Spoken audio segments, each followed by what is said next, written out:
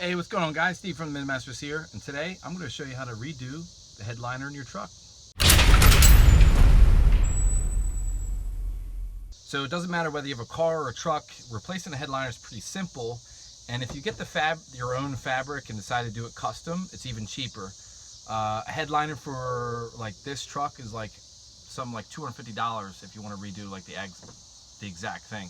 I think that's ridiculous. So I went out and bought my own cloth, and we're going to replace this nasty yellow little holdover thing I put in here.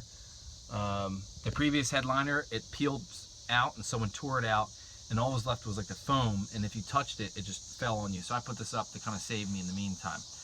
But all right, let's get started. So your headliner is held in by the trim. I don't know of a headliner that actually screwed directly there. So you'll have to go around and you'll have to unscrew all these trim screws that are all the way around and pull all the trim out.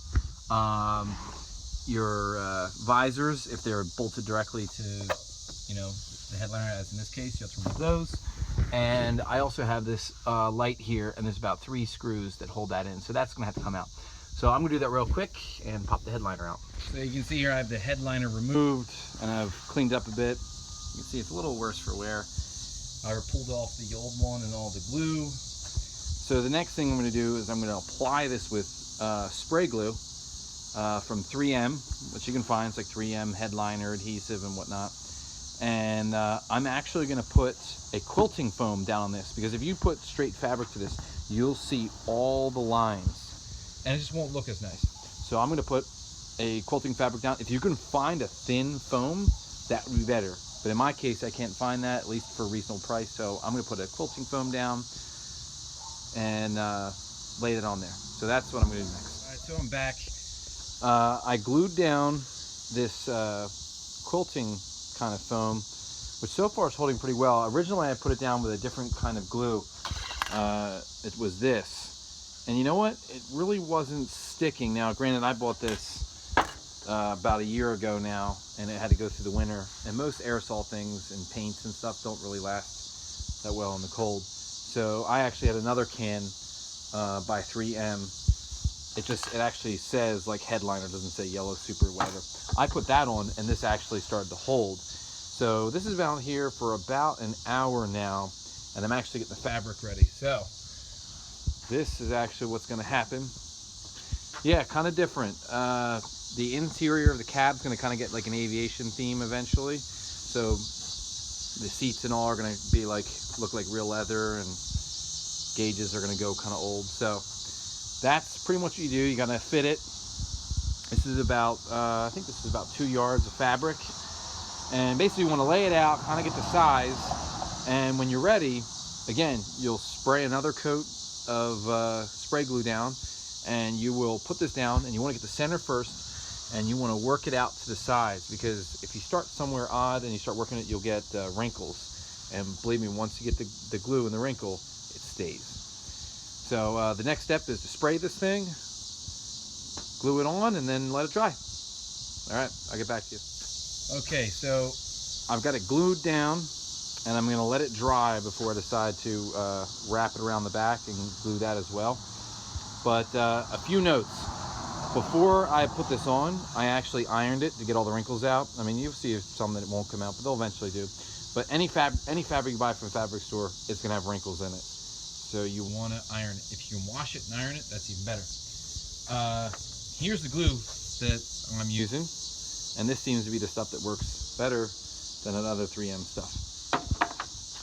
So another quick note on this. You want to spray this, let it sit for it to get tacky, and then put your cloth down. If you put it down too early, the glue will actually bleed through, and you'll get like little white spots. And that's what I did with that last yellow headliner that I just put in real quick. I didn't really care, so I just put it in there and squeezed it in. And obviously, I got those bad spots. So you want to let it get tacky, and then you can go and gently start to work it in, and that way you don't get any bleed through. So as you can see on this, there's no real way to, first off, the pattern I chose is not going to show any spots. Strategic move number 1. Number 2, having done this before and knowing that you have to wait till it gets tacky, that was another thing that I did with this. So you're not going to really see any of those spots. So the next step is let it dry, and then I'm going to wrap it around here, glue it in, and then I'll be popping this back into my truck. So see you on the flip side. So here I am, I'm back in my truck. I've put my headliner in. And one thing I wanted to mention before in the previous clip was that when you go to fold it around back, you want to leave about that much to fold over, and then you can glue it around on the back side. You can leave all of it on there because, I mean, quite frankly, all of it's going to get pushed up and hidden behind here. Now, putting it back in is a whole other ball game. So the headliner sits down below the trim, and then there's different things that have to go through it. So behind here, there's like a little rod that sticks up. There needs to be a hole for that. You need to mark or make holes in your headliner for all your screws. If not, you'll be in here like literally trying to drill your screws every which way possible, trying to get it to go back into the holes they used to. So keep that in mind. So you want to cut holes for here, both sides. Also these hooks for your visor, they also have a hole. So you also want to make a hole for those, and you want to mark where the screw holes go. So if you have that ready to go, all you need to do is fit this up, and pretty much once you get it all kind of squared away all the way around, they should kind of line up with the holes. I had a few that didn't line up, and so I got a clothing pin, and I just poked around with a clothing pin until I actually felt it go through the screw hole, and then I remarked where the hole was using a Sharpie, and that's how I managed to get all the rest of them. So anyway, this is the finished product. You get it all the way around. It really came out really nice, and just about everyone who's ridden in my truck since I put this in has loved it. So, and it's a great way to make your truck look custom. It obviously gets rid of the old headliner. I would definitely recommend doing this, and of course it's cheaper. So I hope you guys give this one a try. I loved it. I think you guys will too. And that's it for me today. So this is the Minimasters.